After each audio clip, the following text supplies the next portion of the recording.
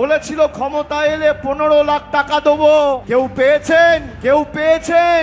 উল্টে মতুয়া ভাইদের অপমানিত, বঞ্চিত, এমন কি লাইনে দাঁড় করিয়ে সব বৈধ নথি থাকার পরেও গায়ের জোরে তাদের নাম কাটা হয়েছে। বলা হয়েছিল 31শে ডিসেম্বর 2024-এর মধ্যে যারা বাংলা এসছে সবাইকে নিঃশর্ত নাগরিকত্ব দেওয়া হবে। তারপর দেখা গেল বছরের পর বছর, কেউ 100 বছর, কেউ 200 বছর ধরে, কেউ 60 বছর, কেউ 70 বছর ধরে এই মাটিতে রয়েছে। গায়ের জোরে নরেন্দ্র মোদী আর অসীম সরকার আর শান্তনু ঠাকুরের সরকার এই মতুয়া ভাইদের নাম কেটেছে। তৃণমূল কংগ্রেস আপনাদের পাশে দাঁড়িয়েছে, যাদের নাম লজিক্যাল ডিসক্রিপেন্সিতে ক্লিয়ার হয়েছে।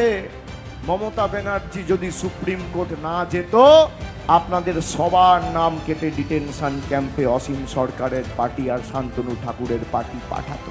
যাদের নাম কাটা গেছে, আপনাদের জন্য সর্বতভাবে তৃণমূল কংগ্রেস লড়াই করবে, আমি কথা দিয়ে গেলাম। কিন্তু কোনো সম্পর্ক একতরফা হয় না। হরিণঘাটা, এদিকে রানাঘাট, ওদিকে বনগাঁ, কল্যাণী, 2019, 21, 24 আপনারা বিজেপিকে সুযোগ দিয়েছে। যারা ডবল ইঞ্জিনের কথা বলে, এখানের বিধায়কও বিজেপি, এমপিও বিজেপি। ডবল ইঞ্জিনের স্বাদ কেমন লাগছে? ভালো লাগছে?